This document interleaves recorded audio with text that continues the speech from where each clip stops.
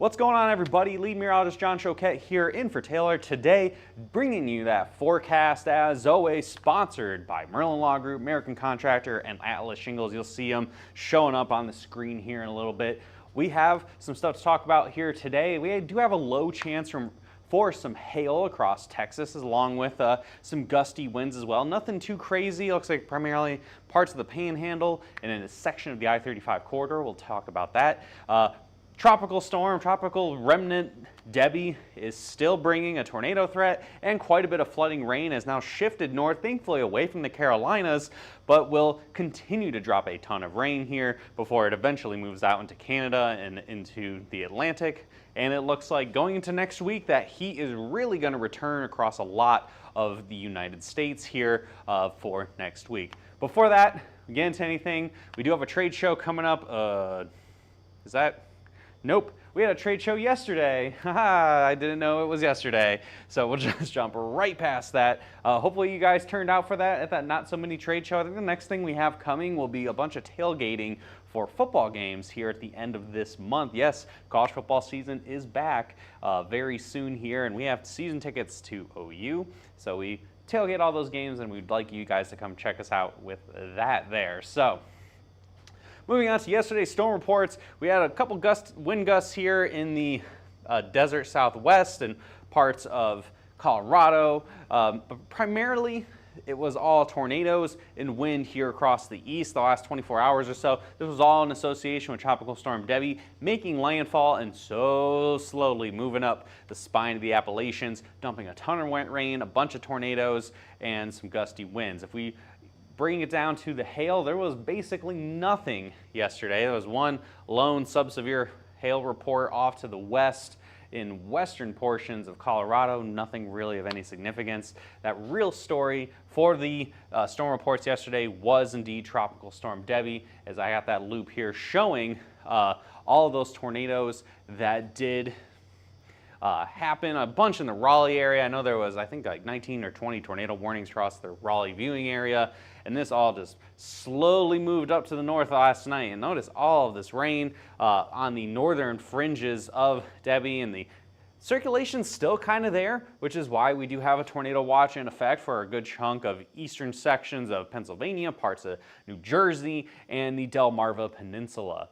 So rainfall totals is another big story here. Last 24 hours, it has really dumped over a lot of the area. Oh man, Taylor likes to say on the other side.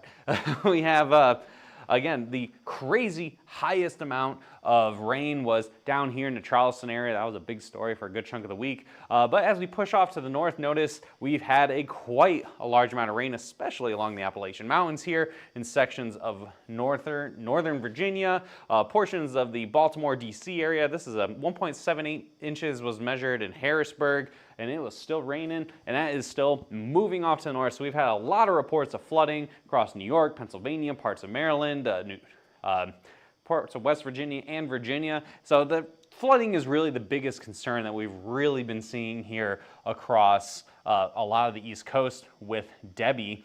And Debby will eventually pull out of here. So this is what we're looking at, current conditions here at 12 o'clock Central Time. You still have that tornado watch in effect for portions of Pennsylvania, New Jersey, like I said, and just dumping rain across a lot of New York now. And thankfully, Debby's picking up some speed, so it's not going to hang out. She's not going to hang out for multiple days like she did for most of the week across the Carolinas. She will be getting out of here pretty quickly as we move into this weekend. I think we dry out a lot of the East Coast because it has really been coming down.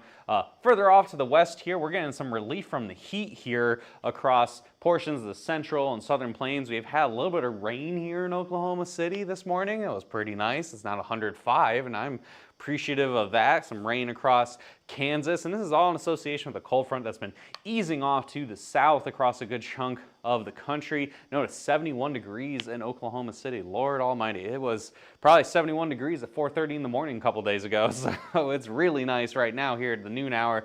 Cold front hasn't quite made it to Dallas, but I think you guys aren't complaining having it be 86 degrees here at the 12 o'clock hour instead of 90 or 95 and 100 or whatever. So, you know, a lot of warmth across a good chunk of the country within the wake of Debby here, but notice a lot of nice cool air pushing south to give a little bit of relief, maybe that first taste of fall here into this weekend. More local conditions here for Oklahoma City. Temperatures, again, around the low 70s. This is unusually cool for here. Again, it is August 9th. It is usually in the 90s right now, so that rain has really helped keep things a little bit cooler today. We have some thunder showers moving across the Dallas-Fort Worth Metroplex here and across Denton and Collin County right now. Temperatures are cooling off. This is all a cold front. Nothing severe with this. No big hail, no crazy winds. This is all just nice rain, a much needed rain, and a much needed cool down for a lot of the Metroplex for today, which makes those feels like temperatures, the heat index, quite a bit more tolerable here for today. It's feeling only like 71 in Oklahoma City, only feeling like 91, but unfortunately, look how close it is. It is 99, 100, 111 down here in southern Texas. You guys might get a little bit of relief, but I think this cold front's really going to start to kind of stall out as we move through the rest of this weekend. Here's your forecast instability. So we're talking about some thunderstorms here. So we're going to ignore Debby for a minute. We're going to talk about what to expect this afternoon. There is quite a bit of instability south of that cold front that we have here. This is starting at about 1:30. So there's a chance for some storms to fire up and possibly become severe. Notice the instability ripples away as storms are forming like we have right now across Denton and Collin County.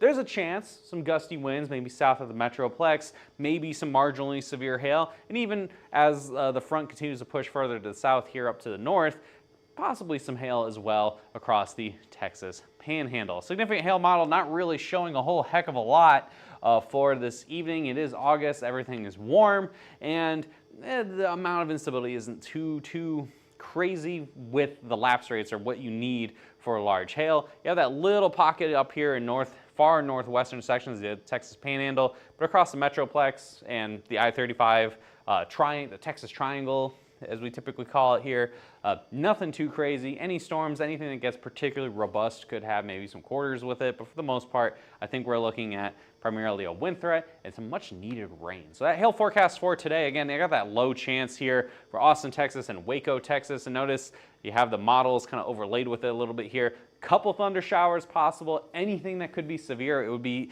in this little gap here between Waco and maybe about San Marcos here across the I-35 corridor. These would be brief and more likely than not 1 inch or less with gusty winds as that primary concern. Further to the north, similar situation, however, much more coverage. So it's very likely we'll see storms across the area I have highlighted in yellow here for that hail potential today. It's just, will it be severe? Will it turn into a squall line and which would be more wind producing? That's the big question why I have a low chance here for Amarillo. Overall, this is this evening, and this will move through the overnight hours down across the Texas Panhandle with some much needed rain and maybe some gusty winds as well. So that forecast max hail size today looks pretty small. I've kept it at 1 inch hail, whereas I saw in the comment section apparently about Taylor's forearm level of hail here. So 1 inch hail possible is your max today, nothing crazy at all. It is the middle of August. This is pretty typical for this time of year where the severe weather kind of calms down and hurricane season starts to bubble up quite a bit, which is what we've been dealing with here, and why the wind forecast and tornado forecast might be a little bit more substantial. I don't know where my wind forecast graphics went for Texas, but I did have the same areas for hail for wind as well. And will my graphic decide it wants to? Okay, well, I have a wind graphic, decides it doesn't want to have it. It mirrors the tornado graphic, so you have some gusts around 50, 55 miles an hour possible with any of the thunderstorms that are associated with Debby here. And of course, because Tropical Storm Debby, or the tropical remnants of Debby, had a lot of rotation with it, a lot of spin, creates a lot of shear in the atmosphere, which basically, as you increase in height, the more the wind direction changes, and that makes it favorable for tornadoes. So you have that low chance for tornadoes across a lot of the Northeast today, everywhere from pretty much Baltimore, and this is quickly eroding north, because as Debby moves north, chance of storms goes away.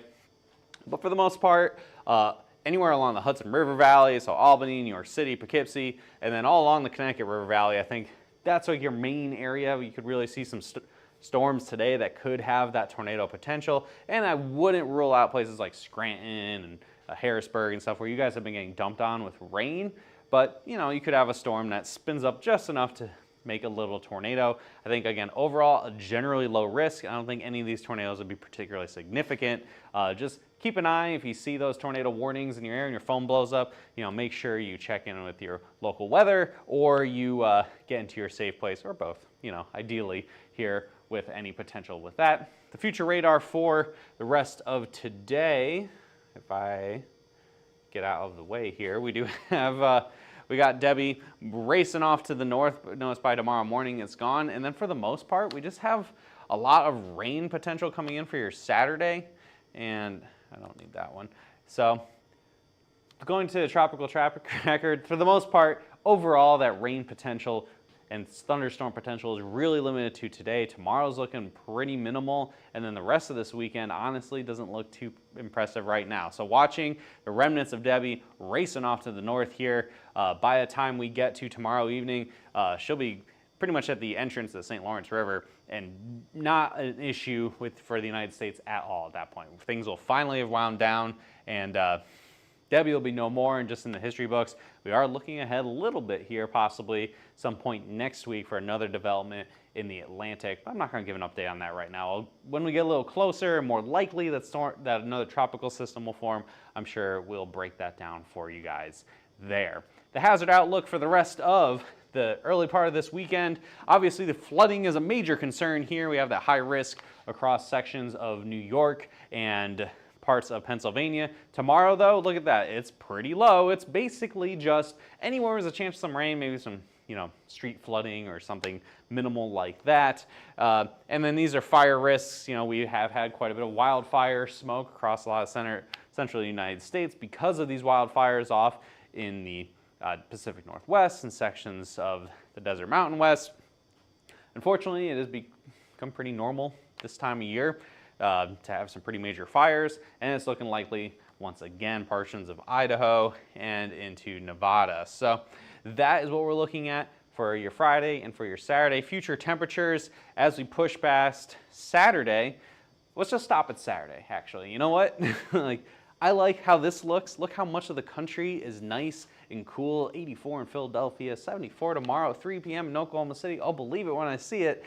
And it could be pretty cool across a good chunk of the center of the United States that has been roasting under that heat dome for the last couple of weeks. But notice 96 in Dallas. This is going to start creeping back up pretty fast here by Sunday. 94, 100 degrees in Dallas. And then unfortunately, it is the middle.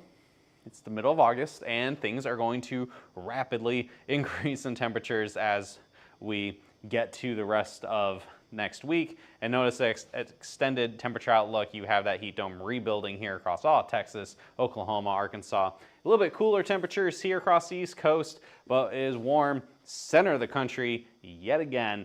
Got that heat dome building, so your ACs are not going to get a break next week, guys. It's going to be quite warm here for a lot of that country next week. 5-day rain chances. This 5-day, honestly, is all pretty much almost done. Like, a lot of this will be tomorrow, maybe parts of Sunday, but once we get past that, it is going to be very dry across the south central plains going into next week, as that when the heat dome increases, the rain goes away. Get some rain maybe along the edge of the dome, but for the most part, pretty dry everywhere except for the northern plains here going into your next week. So follow us on all our social media platforms. People are watching us on TikTok right now. I'll answer any questions they have after that. On Twitter, Facebook, Instagram, YouTube, you guys know the drill. Follow us on Helltrace. Normally it's Taylor. You guys will see her again on Monday. But until then, give us a call, 855-334-4245. Any comments, questions, or concerns, anything, you just want to say hi, we're happy to answer the phone and talk to you. You can email us as well, info@hailtrace.com, or visit our website at hailtrace.com. Did you get it? Get that? Hailtrace, it's everywhere on here. You have no excuse to not know who we are. We'll see you on Monday. Have a great weekend, everybody. See you then.